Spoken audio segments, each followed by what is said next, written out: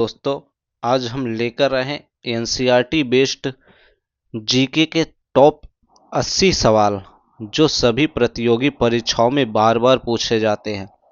तो बिना देरी किए चलिए वीडियो को शुरू करते हैं।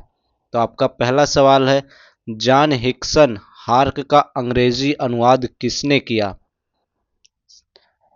जॉन हिक्सन हार्क का अंग्रेजी अनुवाद किसने किया? तो राइट आंसर है जॉन फिलिप्स ने। जॉन हिक्सन हार्क का अंग्रेजी अनुवाद जॉन फिलिप्स ने किया। अगला सवाल, लोहा व रक्त की नीति अपनाने वाला भारतीय सुल्तान बलबन। लोहा व रक्त की नीति अपनाने वाला भारतीय सुल्तान कौन है? बलबन है। अगला सवाल, बॉक्साइट किस धातु का अयस्क है? तो बॉक्साइट एल्युमिनियम का धातु का अयस्क है।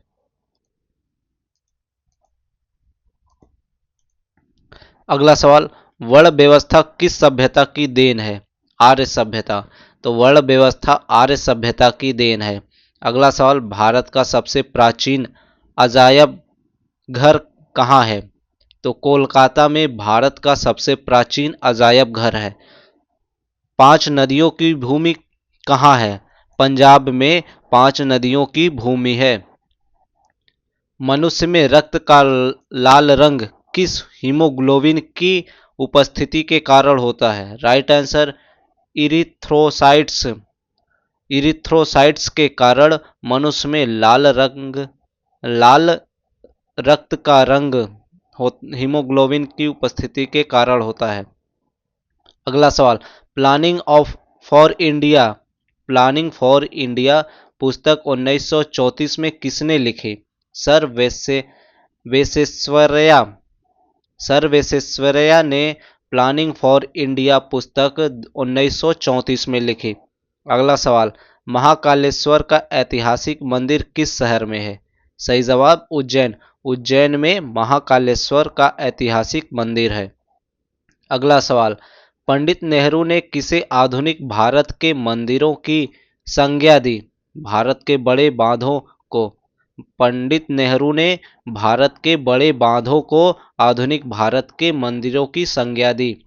अगला सवाल, गुरु गोविंद सिंह का जन्म कब और कहाँ हुआ? गुरु गोविंद सिंह का जन्म 22 दिसंबर 1966 को पटना में हुआ था। तो गुरु गोविंद सिंह का जन्म 22 दिसंबर 1966 को पटना में हुआ था। अगला सवाल, संविधान की प्रस्तावना में हमारे देश को क्या नाम दिया गया? भारत इंडिया। तो भारत इंडिया संविधान की प्रस्तावना में हमारे देश को नाम दिया गया। अगला सवाल, भारत के किस प्रधानमंत्री को संसद का सामना नहीं करना पड़ा? चौधरी सरल सिंह समाधि किसान घाट। चौधरी सरल सिंह को भारत के प्रधानमंत्री को संसद का सामना नहीं करना पड़ा। अगला सवाल, राज्यसभा के प्रथम सभापति कौन थे? डॉक्टर सर्वपल्ली राधाकृष्णन। डॉक्टर सर्वपल्ली राधाकृष्णन राज्यसभा के प्रथम सभापति थे। अगला सवाल, प्रथम बार केंद्र में गठित गैर कांग्रेसी सरकार के प्रधानमंत्री कौन थे? मोरारजी देसाई। मोरारजी देसाई प्रथम बार केंद्र में गठित गैर कांग्रेसी सरकार के प्रधानमंत्री थे। अगला सवाल, बीजक किसकी रचना है? कबीरदास की। कबीरदास की रचना बीजक है। भारत का अंतिम अंग्रेजी वायसराय कौन था? Lord Mountbatten. Lord Mountbatten Bharat का अंतिम अंग्रेजी वायसराय था। अगला सवाल, करो या मरो का नारा किसने दिया? महात्मा गांधी ने। और दूसरा नारा भारत छोड़ो आंदोलन 1942 में। करो या मरो का नारा महात्मा गांधी ने दिया। Central marine fisheries institute of technology कहाँ स्थित है? एर्नाकुलम, जो केरल में है। Central marine fisheries institute of technology Kerala में एर्नाकुलम जगह पर स्थित है। अगला सवाल, कन्याकुमारी शहर किस राज्य में बसा है? सही जवाब तमिलनाडु में। कन्याकुमारी शहर तमिलनाडु राज्य में बसा है। अगला सवाल, संघ शासित प्रदेश दादर और नगर हवेली भारत के किन दो राज्यों के बीच स्थित है? गुजरात और महाराष्ट्र। तो गुजरात और महाराष्ट्र के दो राज्यों के बीच संघ शासित प्रदेश दादर और नगर हवेली स्थित है। अगला सवाल, भारत में चंदन की लकड़ी के लिए प्रसिद्ध राज्य कौन है? तो कर्नाटक और तमिलनाडु। कर्नाटक और तमिलनाडु भारत में चंदन की लकड़ी के लिए प्रसिद्ध राज्य है। अगला सवाल, भारत में सबसे अधिक रेशम उत्पादन करने वाला राज्य कर्नाटक है। तो कर्नाटक भारत में सबसे अधिक रेशम उत्पादन करने वाला राज्य है। नोबेल पुरस्कार कितने क्षेत्रों में दिया जाता है? 6 क्षेत्रों में। तो नोबेल पुरस्कार 6 क्षेत्रों में दिया जाता है। अगला सवाल, विवेकानंद स्मारक कहाँ स्थित है? तमिलनाडु में। तमिलनाडु में विवेकानंद स्मारक स्थित है। अगला सवाल, मध्य रात्रि की चकोर पर जब सागर सोता है भारत अपने जीवन और स्वतंत्रता के लिए जाग उठेगा, यह किसने कहा? पंडित जवाहरलाल नेहरू ने। तो पंडित जवाहरलाल नेहरू ने कहा, मध्य रात्रि की चकोर पर जब सागर सोता है भारत अपने जीवन और स्वतंत्रता के लिए जाग उठेगा। अगला सवाल, गद्य एवं पद्य दोनों में से ग्रंथ की रचना हुई है यजुर्वेद में। तो यजुर्वेद में गद्य और पद्य दोनों ग्रंथ की रचना हुई है। अगला सवाल, सर्वप्रथम किस महिला ने बौद्ध धर्म ग्रहण किया? गौतमी, नंदा द्वितीय, यशोधरा। तो सर्वप्रथम गौतमी, नंदा द्वितीय और यशोधरा महिला ने बौद्ध धर्म ग्रहण किया। अगला सवाल, किस नेता ने तीनों गोलमेज सम्मेलनों में भाग लिया? Doctor B R Ambedkar. तो डॉक्टर बी आर अम्बेडकर ने तीनों गोलमेज सम्मेलनों में भाग लिया। अगला सवाल, 1857 की क्रांति के समय ब्रिटेन का प्रधानमंत्री कौन था? तो पाम अस्टर्न। पाम अस्टर्न 1857 की क्रांति के समय ब्रिटेन का प्रधानमंत्री था। अगला सवाल, गुरु गोविंद सिंह की मृत्यु के बाद सिखों का नेतृत्व किसने किया?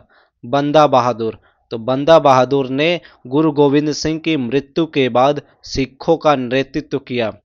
अगला सवाल, ए पैसेज टू इंडिया पुस्तक के लेखक कौन है? E M Forster. E M Forster a passage to India पुस्तक के लेखक है। नियाग्रा जलप्रपात कहाँ स्थित है? अमेरिका में। तो अमेरिका में नियाग्रा जलप्रपात स्थित है। अलीगढ़ समाचार शुरू किया अब्दुल कलाम आज़ाद ने। तो अब्दुल कलाम आज़ाद ने अलीगढ़ समाचार शुरू किया। अगला सवाल, अलमाटी बांध किस नदी पर बना है? कृष्णा नदी पर। तो कृष्णा नदी पर अलमाटी बांध बना है। अगला सवाल, द टीन ड्रम्स पुस्तक किसकी है? अरुंधति राय। तो अरुंधति राय की द टीन ड्रम्स पुस्तक है। अगला सवाल, किस देश की संसद को संसद की जननी कहा जाता है? ब्रिटेन की संसद, संसदीय प्रणाली। तो ब्रिटेन की संसद को देश की संसद, ब्रिटेन देश की संसद को संसद की जननी कहा जाता है। अगला सवाल, चीन में लाल क्रांति कब हुई? 1949 में। तो 1949 में चीन में लाल क्रांति हुई थी। अगला सवाल, कांसा मिश्र धातु है तांबा और टीन का। तो कांसा किसका मिश्र धातु है? तांबा और टीन का। डिएगो गार्सिया एक छोटा द्वीप किस महासागर में है? हिंद महासागर में। हिंद महासागर में डिएगो गार्सिया एक छोटा द्वीप है। तो भाखड़ा नांगल बांध किस वर्ष बना? 1963 ईस्वी में। तो 1963 ईस्वी में भाखड़ा नांगल बांध बना। अगला सवाल, सार्क की स्थापना कब हुई? 8 दिसंबर 1985 ढाका में 8 दिसंबर 1985 को सार्क की स्थापना हुई। तो आप लोग कमेंट में अपना एक सवाल का जवाब बताइएगा, सार्क का फुल फॉर्म क्या होता है। अगला सवाल, सेंटिनल्स कहाँ के आदिवासी हैं? अंडमान निकोबार के। तो सेंटिनल्स अंडमान व निकोबार के आदिवासी हैं। अगला सवाल, तेनालीराम किसके दरबारी कवि थे? कृष्णदेव राय के दरबारी कवि तेनालीराम थे।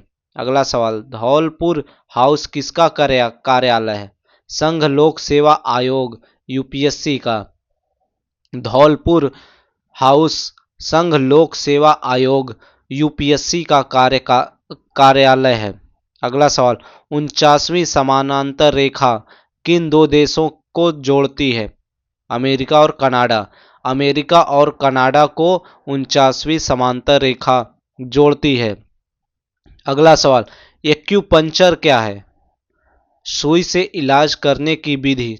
चीन में एक्यूपंक्चर सुई से इलाज करने की विधि है। डायलिसिस का प्रयोग किसके लिए किया जाता है? गुर्दों का कार्य करने के लिए। तो गुर्दों का कार्य करने के लिए डायलिसिस का प्रयोग किया जाता है।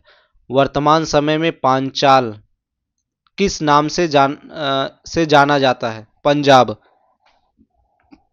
वर्तमान समय में पांचाल पंजाब नाम से जाना जाता है। रेड क्लिफ सीमा रेखा भारत और पाकिस्तान की है। भारत और पाकिस्तान की सीमा रेखा रेड क्लिफ है। मैकमोहन सीमा रेखा भारत और चीन की सीमा रेखा मैकमोहन रेखा है। अगला सवाल, स्वर्ण मंदिर बनाने के लिए किस सम्राट ने भूमि उपलब्ध कराई? अकबर ने। तो अकबर ने स्वर्ण मंदिर बनवाने के लिए भूमि उपलब्ध कराई।